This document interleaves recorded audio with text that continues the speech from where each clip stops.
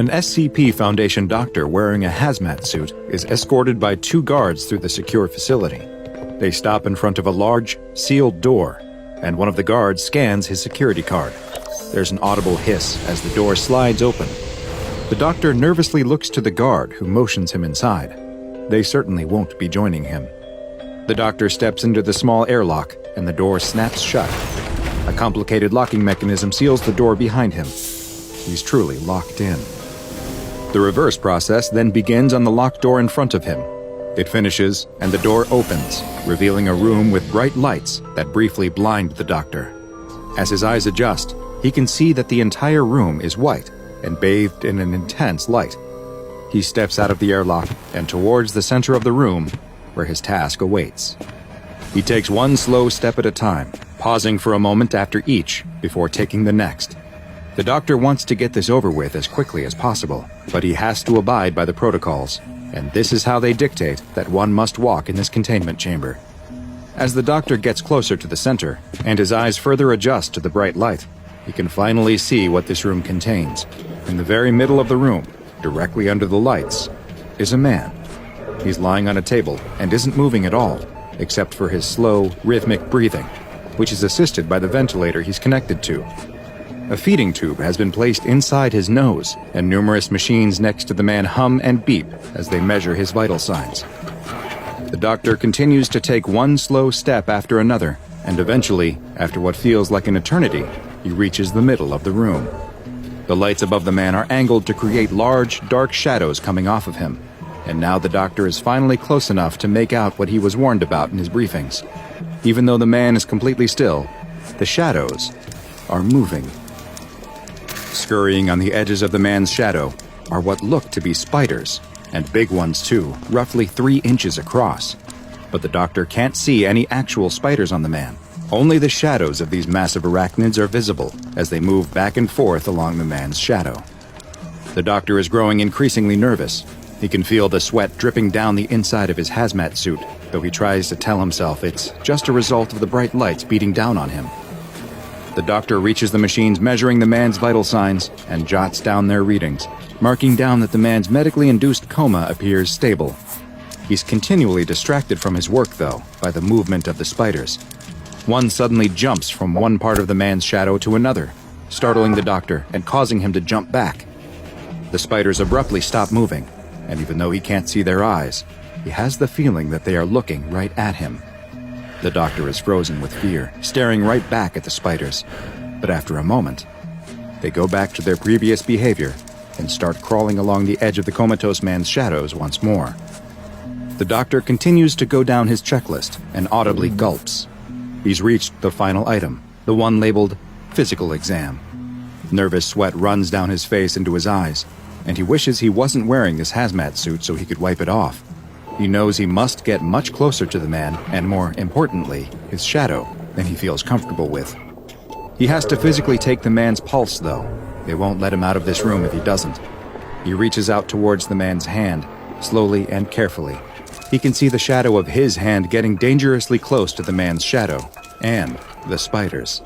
One of the spiders stops moving, as if it is watching and waiting for the doctor's shadow to get closer. It raises up on its hind legs, looking like it is ready to pounce. The doctor gets closer and closer to the man's hand, when out of nowhere, the room is rocked by an explosion.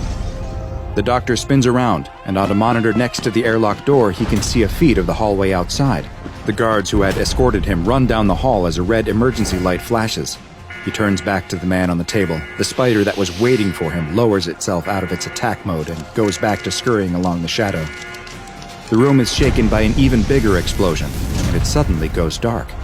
The power must have gone out from whatever is happening outside. He can hear the sound of muffled gunfire mixed with far-off screams, but both are drowned out by his nervous, heavy breathing inside of the suit. The doctor drops to the ground and tries to crawl back to the door, but he has no idea which direction it is. He hits his head hard and hears a crack come down his mask. That must have been the table. The doctor turns and crawls the other direction, eventually finding the airlock door. He stands up and bangs and pulls on the door, but it won't move. He fumbles with his hazmat suit and finds the button for his emergency light. A chemical light comes on inside of his suit, casting his face in a sickly yellow light. But the light starts to flicker. Something must be malfunctioning. The light on one side of his protective mask goes out, leaving half of his face in darkness. But that's the least of his problems, because all of his attention is now focused on the shadow moving across his face. It's the shadow of a spider. His eyes go wide as the spider stops and stands up on its rear legs. Arachnophobia, the fear of spiders, and sciophobia, the fear of shadows, are some of the most common phobias, and today's SCP file is a terrifying and dangerous combination of both. I'm Dr. Bob, and this is SCP-538, also known as the Shadow Spiders. SCP-538 is what appears to be a kind of living shadow, not dissimilar to SCP-017, though these shadows always take the form of an unknown species of spider. These anomalous arachnids seek out the shadows cast by other living objects, attaching themselves to the edge of the living creature's shadow in such a way that their own shadows aren't obscured. Once attached to a shadow, the spiders will appear to feed off of them. This allows them to rapidly grow in size, with adults measuring a total area of roughly 15 square centimeters. Once they reach their full size, they will continue to feed, though this will only maintain their size. The feeding process seems to not impact the host in any way, and the spiders can remain on a shadow indefinitely. While the spiders have been observed feeding on the shadows of inanimate objects when no living creatures are available, these don't appear to provide the spiders with whatever nutrients they require, and they will slowly atrophy and decrease in size. It is only when they are connected to the shadow of a living organism that SCP-538 can thrive. SCP-538 are not locked to the shadow they are on, though.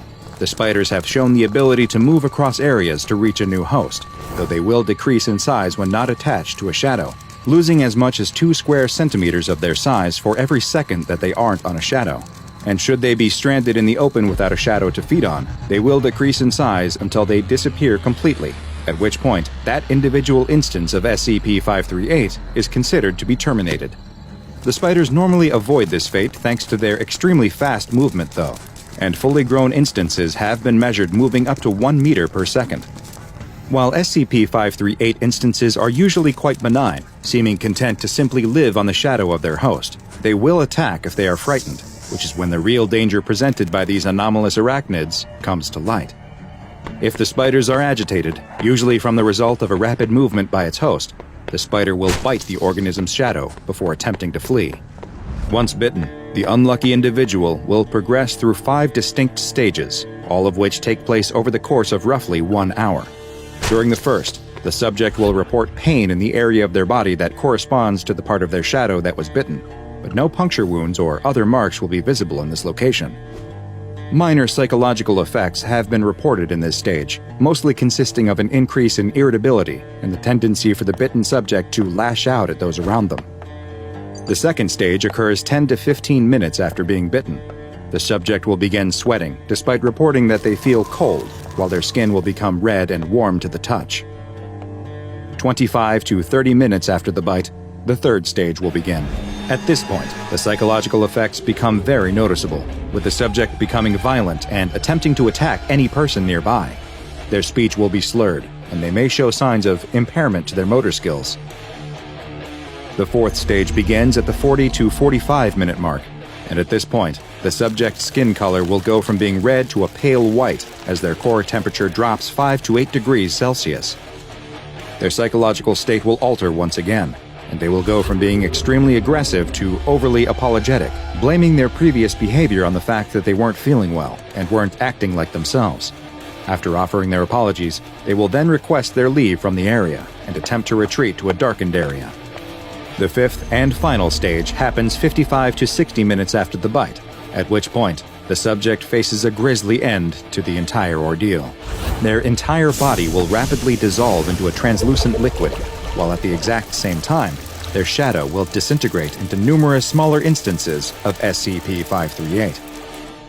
The spider offspring measure just 4 centimeters across, and the new instances will immediately begin seeking out shadows of their own that they can attach to and feed off of. There is currently no known cure for being bitten by an SCP-538 instance, and even death will not halt the process. Instead, should the subject expire while in the earlier stages of the condition, death will cause the final step to occur immediately. In a bit of good news, only bites to the area of an individual's shadow that correspond to a spot of bare skin seem to cause these effects. Even thin materials like cotton clothing appear to be enough to prevent the process from starting. The SCP Foundation has multiple instances of Scp-538 in containment, and they are kept in a white 15 by 15 by 3 meter room that is accessible only via an airlock. 4 200-watt lights are focused on a table in the center of the room, where D-Class personnel in a medically induced coma is kept in a stable state, in order to serve as a feeding source for the Scp-538 specimens. No other sources of shade are allowed into the room, so that the D-Class serves as the only source of shadows. Any personnel that enter the room, whether to repair a light source or to check on the condition of the D-Class, are to wear sealed hazardous material suits equipped with oxygen tanks, and are advised that they must move slowly and deliberately in order to avoid agitating any instances of Scp-538. Initially, doctors sent to examine the D-Class personnel were allowed to enter the room alone. However, following the events of Incident I-538-1, that protocol has been changed. During the incident, an attack by the Chaos Insurgency caused disruptions to both the main and backup power sources to the part of the site where the SCP-538 containment cell is located, just as a Foundation doctor was in the middle of an examination of the comatose D-Class. Power outage led to all lights in the containment cell shutting off, while at the same time sealing the airlock that provides the only means in or out of the room and trapping the doctor inside. The power was not able to be restored to the containment cell for another 18 hours, at which point the doctor was finally removed from the cell. The doctor sobbed uncontrollably as he kept repeating that he could feel them crawling all over him. The doctor was required to attend mandatory psychological therapy for his newly developed arachnophobia, and was later reassigned. Following this incident, the examination protocol was updated, and health checkups of the D-Class personnel are now performed by a doctor who is accompanied in the cell by 2 security personnel, each of whom are equipped with 2 250-watt flashlights that can be used in the event of another disruption to the lights. If at any time a staff member is bitten by one of the spiders, they are to be immediately placed within SCP-538's containment cell as soon as possible, as the failure to properly contain them could easily lead to a massive containment breach by SCP-538 entities. Bitten individuals will often attempt to hide the fact that they are bitten, so anyone who comes into contact with the shadow spiders must be carefully monitored for signs of any of the symptoms that follow a bite. The ease with which they could quickly spread and the huge threat they pose to humanity has led to SCP-538 being classified as Euclid, and while the Foundation hopes that they have been successfully contained, we all must remain ever vigilant of movement on the edge of shadows.